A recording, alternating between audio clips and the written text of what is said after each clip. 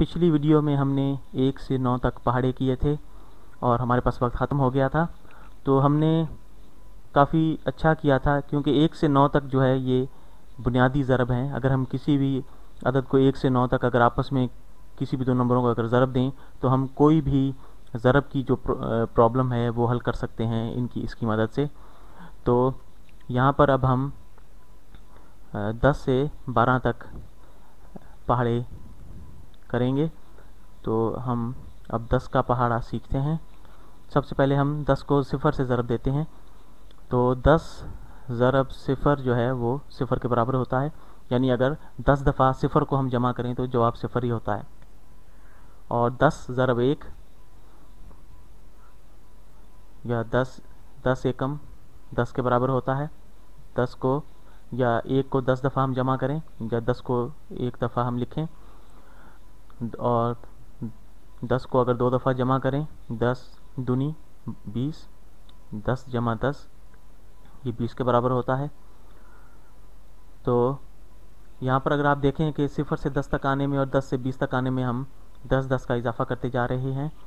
10 ज़रब 3 का मतलब है 3 दफ़ा 10 को जमा करें आपस में, तो ये 2 दफ़ा अगर हमने जमा किया था ये 20 के बराबर था, 10 का इजाफा हमने किया तो 30 हो गए।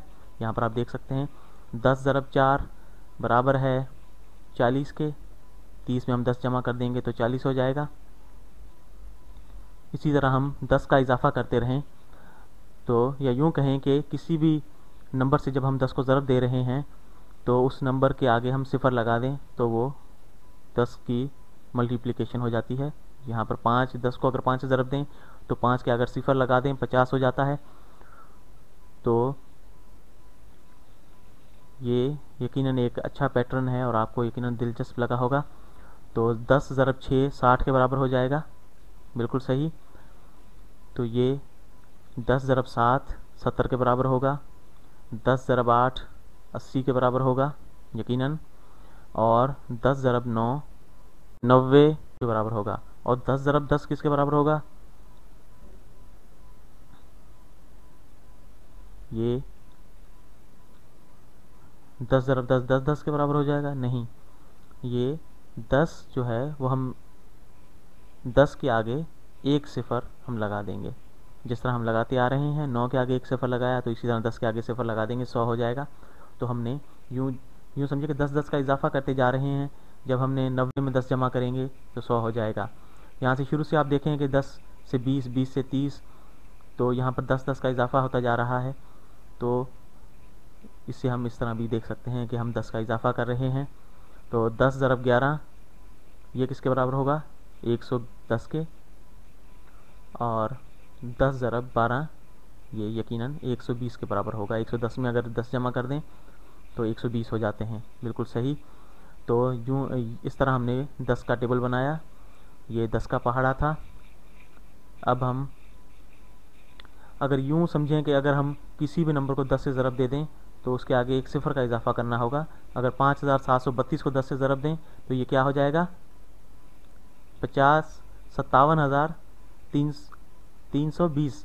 जी हाँ, सिर्फ 5000 था तो आपको यकीनन समझ में आना चाहिए कि 5000 का 50,000 हो जाएगा। तो 50,000 और कुछ जो जो रकम बनेगी, जो वो आपको ये एक रफ़ आइडिया होना चाहिए कि ये 50,000 सीधा सीधा बन जाएगा। अगर 5000 को हम 10 से ज़रब दें तो 50,000 हो जाएगा। जिस तरह 5 को हमने 10 से ज़रब दी तो 50 हो गए, तो 5000 को 10 से ज़रब देंगे तो 50,000 हो जाएगा। तो यहाँ पर जो कुल रकम जो हमारे पास होगी वो 57,320। तो ये एक बहुत दिलचस्प चीज़ है कि अगर किसी भी रकम को अगर हम 10 से ज़रब दे दें तो उसमें एक सिफ़र का आखिर में इजाफा कर देने से ये ज़रब हासिल हो जाता है। जैसे हमने 10 को 5 से ज़रब दी थी तो 50 हो गया था, इसी तरह 5000 को जब 10 से ज़रब देंगे तो 50,000 हो जाएगा। तो ये चीज़ आपको यकीनन जहन में रखनी चाहिए। ये एक बहुत दिलचस्प चीज़ है।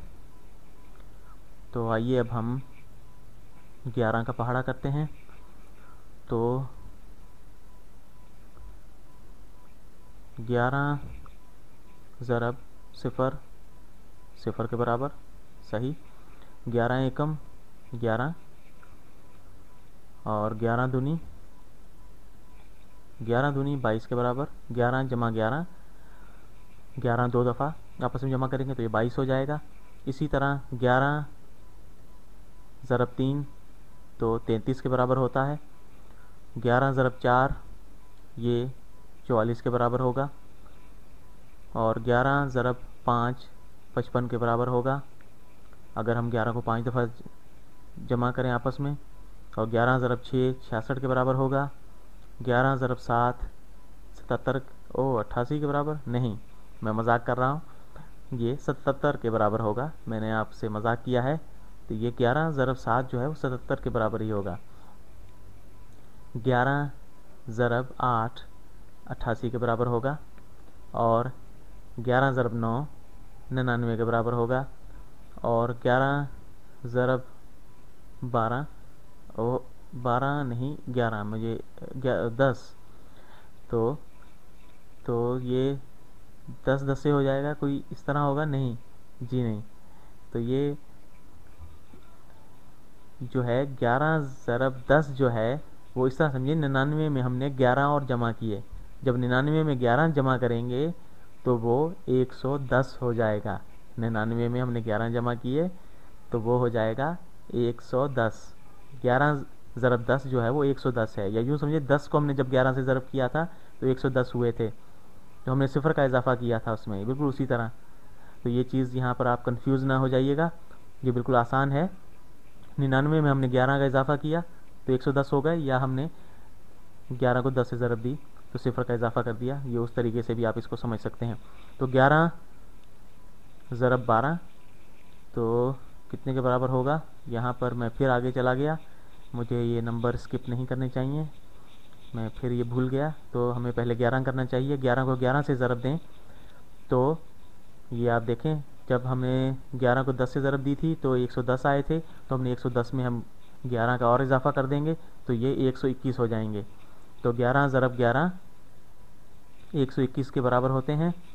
और इसी तरह जब हम 11 को 12 से ज़रब देंगे, यहाँ पे मैं दूसरे रंग से लिखता हूँ, 11 ज़रब 12 तो ये कितने के बराबर होगा, 121 में हम 11 का और इजाफा कर देंगे तो ये हो जाएगा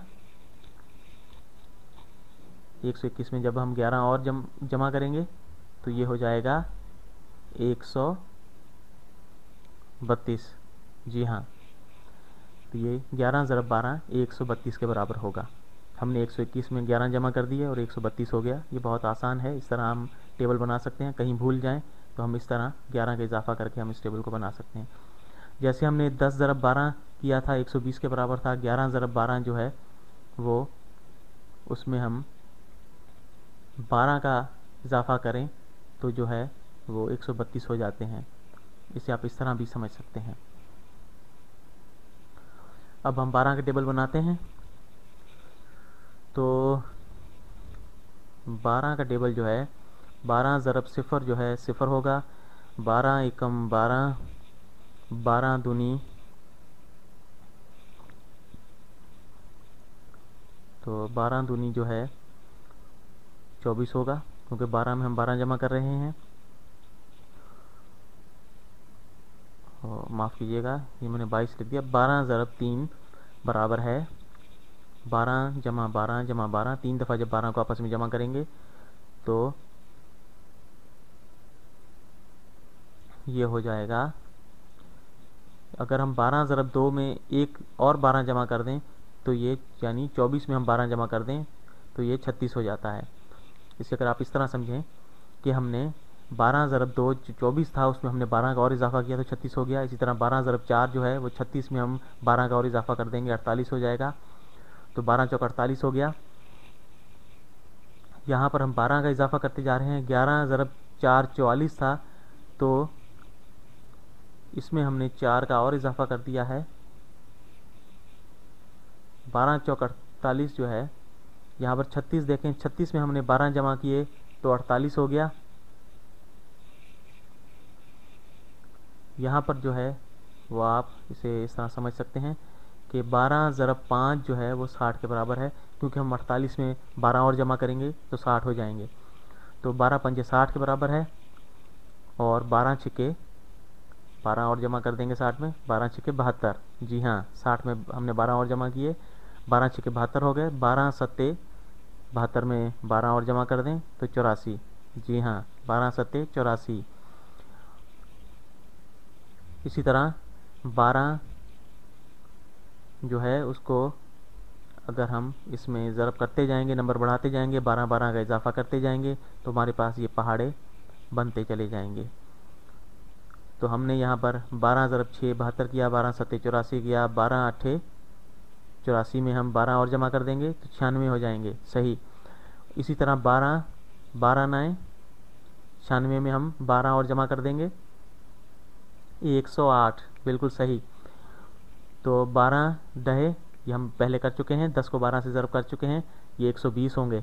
या 108 में हम 12 जमा करें तो 120 होते हैं। बिल्कुल सही। इसी तरह हम 12 को 11 से ज़रब देंगे तो ये भी हम पीछे कर चुके हैं 132। 120 में हमने 12 जमा किए, 132 हो गए। 12 को 12 से ज़रब दें तो ये हो जाएंगे 144। इसे यूँ समझें कि 12 दर्जने हैं हमारे पास। 12 जो है वो 1 दर्जन के बराबर होता है। अगर हम 12 जो है दर्जनों को आपस में जमा करें तो वो 144 होते हैं। बहरहाल हमने अपने पहाड़ों का टेबल मुकम्मल कर लिया है और मैं वाकई आपकी हौसला अफजाई करूँगा कि आप वक्त निकालें और इन्हें याद करें। कुछ फ्लैश कार्ड्स बनाएं, मेरी खान अकेडमी की वेबसाइट पर जो मैंने सॉफ्टवेयर किस्म की चीज़ बनाई है उसे इस्तेमाल करें। ये सितंबर 2009 से काम कर रही है, मैं इस पर दोबारा काम करूँगा। अगर आप ये वीडियो सन 2200 में देख रहे हों, ये तो शायद मेरा कोई वजूद ना हो, लेकिन उम्मीद है कि आपको इस सॉफ्टवेयर का एक अच्छा वर्जन मिल जाएगा। आपको इसकी मशक करनी चाहिए। अपने वालिदैन से कहें कि वो आपसे सवालात करें, क्विज़ कार्ड्स की मदद से इसे सवालात हल करें, खुद से सवालात करें स्कूल जाते हुए, जैसे 12 ज़रब 9 किसके बराबर है, 11 ज़रब 11 किसके बराबर है। आपस में एक दूसरे से सवालात पूछें, क्योंकि आइंदा ज़िंदगी में इसका आपको बहुत फ़ायदा होगा। तो आपसे इजाज़त चाहूँगा, अगली वीडियो में फिर मिलेंगे।